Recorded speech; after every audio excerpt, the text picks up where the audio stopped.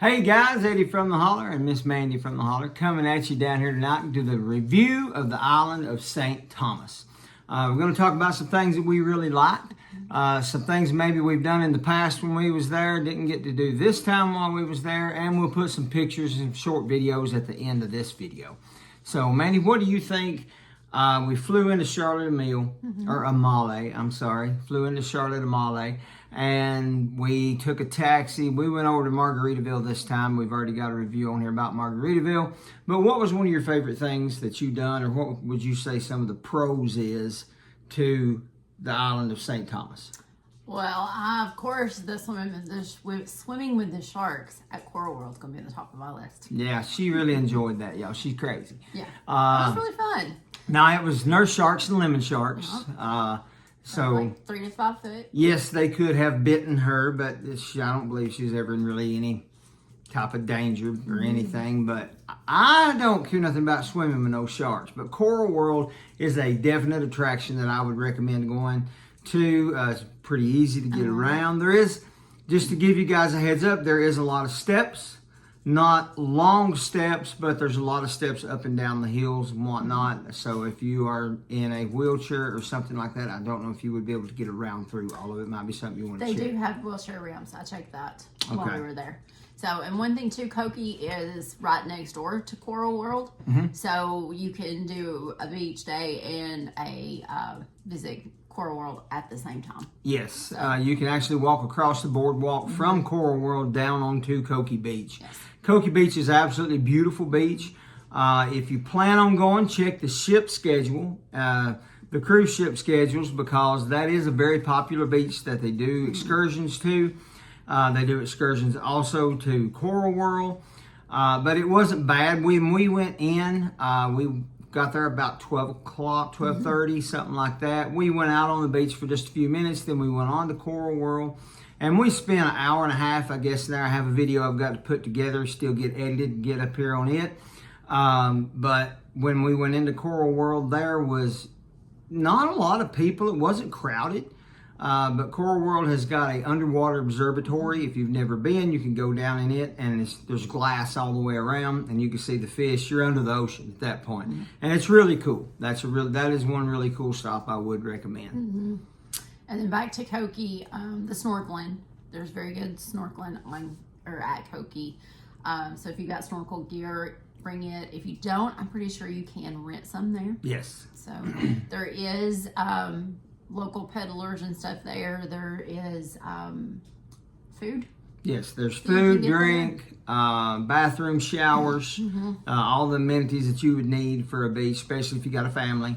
It's a great place to go, but if you're staying on the island, I would recommend going around 3 o'clock, because all the cruise ship people they leave, and there's hardly anybody out there, guys, and it's just absolutely serene.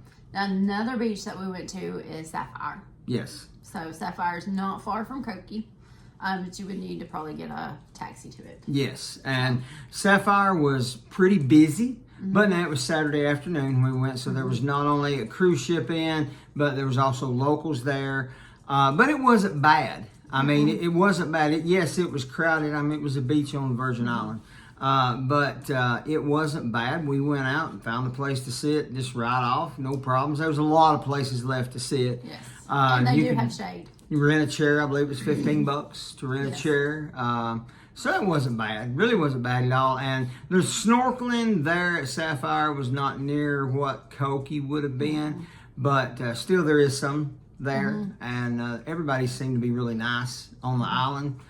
Even the people that was, the people was working there and everything, super nice. Yes. Great to be with. Now, this is a U.S. Virgin Island, so you do not have to have a passport. Correct. So keep that in mind. It is something that you can just use with your driver's license. So correct. And then we went over to Red Hook. And we walked, if you will, all over the place in Red Hook, and we ate at a place called Duffy's, and I would recommend Duffy's. It's probably the best, I think, probably one of the best meals that we had. Yes, because we was hunting seafood. We couldn't find seafood on that island. No. And we found, I don't even remember what it was called. It was coconut shrimp. It was like a sampler. It had different types of seafood and shrimp and stuff on it. We bought one of those. Very delicious. If you're going to go to Duffy's, I would recommend going early in the afternoon because they get very busy. After 6 o'clock, they set up more tables and more chairs outside in the parking lot. But they can't do that till 6 o'clock. So there was a line. They're literally in a parking lot. Yeah, they are literally in a parking lot. When you see it, you'll think, I don't know about that place. But let me tell you, 2 thumbs up for Duffy's. Food was probably the best food we had on the island, to be honest. Now, speaking of food on the island, it's not cheap. No, it's not cheap. Be prepared. If you're just going to get a burger and fries, be prepared for $15 a person. But it's not like fast food burgers, guys. These are big restaurant style burgers. I mean, it's something, if you bought it here in the States, it would cost probably $12 to $15. So, but the food cost about any time that you eat is going to be $15 a person. If you go eat breakfast somewhere, it's going to be $12 to $15 a person. So just be prepared for that. And cash. I would recommend taking cash. Take plenty of cash because cash is king. Especially everything that you do has someone doing it for you almost. Whether it's taxis, shuttles, whatever it is, and they all expect a tip. That's how these folks make their living. That's why we're trying to put this on here. Just be prepared. You know, once you go, somebody, for example, at our resort, all of the rooms and everything was up on a big hillside, and when you went up, you rode a golf cart up. And, you know, you give a couple bucks to the guy that was driving the golf cart every time you went up or down. So it can get a little bit more than what you had planned for. Just be sure, you know, you take depending on how long you're going to stay there. We was there for 4 days, left on the 5th, and I would say probably I'd take $150 for tips. Just being honest, because we did not rent a car. We took a taxi everywhere we went for what we was going to do. That was cheaper to do. And the taxis was anywhere from $11 a person to $20 a person, depending on how far away we was going. So and for safety reasons. Yes, because of the driving on the because the driving is on the wrong side of the road. Now, if you are able to do so, my hat is off to you.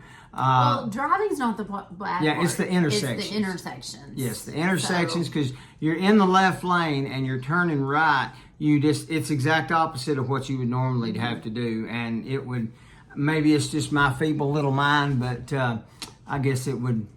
Guess it was sort of messing with us. We opted not to rent a car and just take a taxi. We figured us and everyone else around us was probably safer. Yeah. But over in Charlotte Mill, if you are going in on a cruise ship, or you know, if you're just wanting to go visit town, awesome place. There's a lot to do. It's very touristy. You can ride a tram up to the top of the mountain up there, and there's a gift shop and I think a restaurant up there. You can get refreshments, things like that.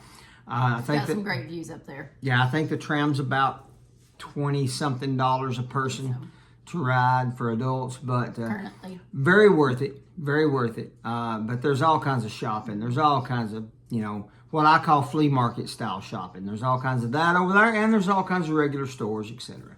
And there's a lot of locals set up down there too. Yes. So cons to the island, it is expensive. I have to say it is expensive, but that's to be expected. That's to be expected. It's a Virgin Island. Everything that they sell has to be imported that comes into it. So, you know, it is what it is. Be prepared for that when you go. It is, during rush hour, traffic is pretty rough. Well, and plus when there's so many cruise ships. Yes, and when there's a ton of cruise ships, there was taxis. 5 there. Yes. One day when we were there. Yeah. So that day the traffic was a little, and that was the day that we was arriving. So we were going the farthest that day from the airport to the resort. So, but just keep that in mind. Yeah. What else would you say was anything that was a con? We couldn't find seafood in a lot of places. Yeah. We're used to going, like, say, to Florida, and everywhere you go, it's seafood, seafood, seafood. And down there, not so much. So. Yeah, Red Hook was where we found the seafood. Yeah, Red Hook's where we found the seafood. No, we did eat at a little place called Seaside. It was around to the right of Margaritaville. We could walk to it. It had good food. I had shrimp tacos there. Yeah. We got to eat with the tarpons and the stingrays. Yeah, where we was sitting there's a rail right here, and you just look off that rail, and there was all kind of tarpons, stingrays, all kinds of stuff out there. Really cool.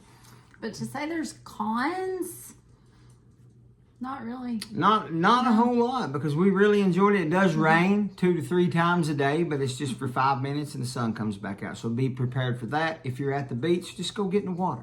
Now, while we were there, it's February.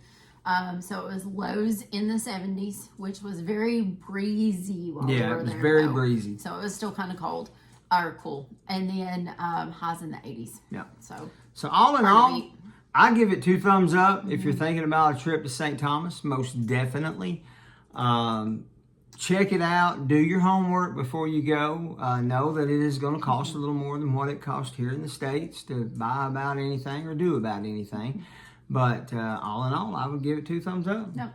So we're going to attach some videos and some pictures. All right. Hope y'all enjoy.